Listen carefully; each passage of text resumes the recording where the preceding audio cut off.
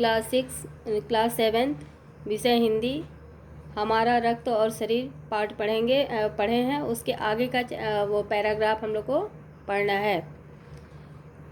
तब तो कुछ महीनों में ये ख़त्म हो जाएगा, अनिल ने कहा। यह सुनकर डॉक्टर दीदी मुस्कुरा उठी। बोली, नहीं, ऐसा नहीं होता। शरीर हर समय नए कण बनते रहते हैं जो नष्ट कणों का स्थान ले लेते हैं। हड्डियों के बीच के भाग मज्जा में ऐसे बहुत से कारखाने होते हैं जो रक्त कणों के निर्माण कार्य में लगे रहते हैं। इसके लिए हम कारखानों को प्रोटीन, लौह तत्व और विटामिन रूपी कच्चे माल की ज़रूरत होती है। यह पौष्टिक आहार लेते हो। हरी सब्जी इत्यादि, दूध, अंडा और गोश्त में ये तत्व प्रयुक्त मात्रा में पाए जाते हैं, जिससे हमारा शरीर हृष्ट पुष्ट होता है। दीदी, हाँ, यह कहना काफ़ी हद तक सही होगा कि ये तो एनीमिया बहुत से कारणों से हो सकता है, किंतु हमारे देश तक सही होगा। इसका सबसे बड़ा कारण पौष्टिक आहार की कमी के कारण ही होता है।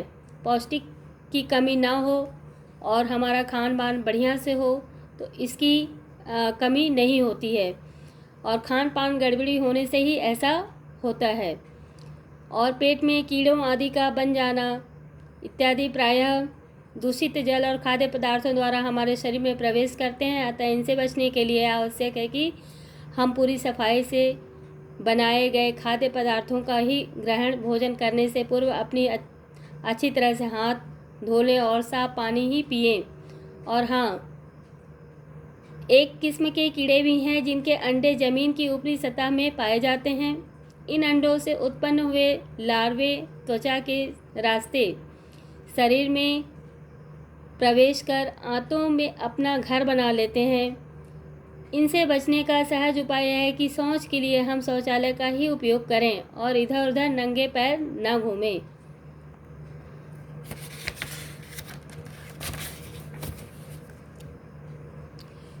दीदी बोली, सफ़ेद कण वास्तव में हमारे शरीर के वीर सिपाही हैं। जब रोगाणु शरीर पर धावा बोलने की कोशिश करते हैं तो सफ़ेद कण उनसे डटकर मुकाबला करते हैं और जहाँ तक संभव हो पाता है रोगाणुओं को भीतर घर नहीं करने देते। और बिम्बाणुओं का काम चोट लगने पर रक्त जमाव क्रिया में मदद करता है। रक्त के तरल भाग प्लाज्मा में एक विशेष किस्म की प्रोटीन होती है जो रक्त वाहिका की कटी फटी दीवार में मकड़ी के जाले के समान तथा एक जाला बुन देती है। बिम्बाणु इस जाले से चिपक जाते हैं और इस तरह दीवार में आई कई दरार भर जाती है, जिससे रक्त बाहर निकलना बंद हो जाता है। ऐसे समय में उस व्यक्ति को जल्दी से डॉक्टर के पास ले जाना चाहिए। जरूरत समझने पर ऐसी स्थिति में निपटने के लिए कुछ टाँके भी लगाने पड़ सकते हैं, किंतु डॉक्टर के पास पहुंचने तक के समय के चोट में के स्थान पर कसकर एक साफ कपड़ा बांध देना चाहिए, जिससे रक्त अधिक न निकल पाए, तो उसे रक्त चढ़ाने की ज़रूरत नहीं पड़ती। यानी हम अगर ऐसा नहीं करते हैं तो हमारे शरीर में अधिक रक्त बहाव हो जाता है, जिससे और दिक्कतें आ जाती हैं। दीदी बोली, अनिल, हर किसी का रक्त एक सा नहीं होता। कुछ विशेष गुणों के आधार पर रक्त को 4 प्रमुख वर्गों में बांटा गया है। ज़रूरतमंद व्यक्ति के रक्त समूह की जांच करने के बाद उसे उसी रक्त समूह का रक्त चढ़ाया जाता है। यानी जिस व्यक्ति का रक्त या ब्लड ग्रुप होता है उसी की आवश्यकता पड़ती है और उसी को चढ़ाया जाता है।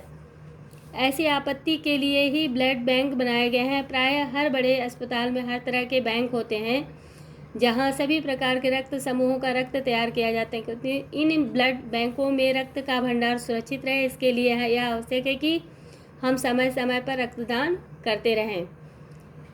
दीदी, मैं भी रक्तदान कर सकता हूँ? अनिल ने पूछा। नहीं, अभी तुम छोटे हो। 18 वर्ष से कम उम्र की अवस्था स्वस्थ व्यक्ति ही रक्तदान कर सकते हैं। एक समय में उसे लगभग 300 मिलीलीटर रक्त ही लिया जाता है।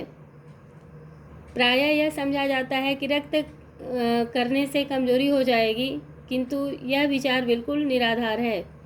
हमारा शरीर इतना रक्त तो कुछ ही दिनों में बना लेता है। वैसे भी शरीर में लगभग 5 लीटर खून होता है। इसमें से यदि कुछ रक्त किसी ज़रूरतमंद व्यक्ति के लिए जीवन दान बन जाए तो इससे बड़ी बात क्या होगी। दीदी समझाते हुए बोली, फिर तो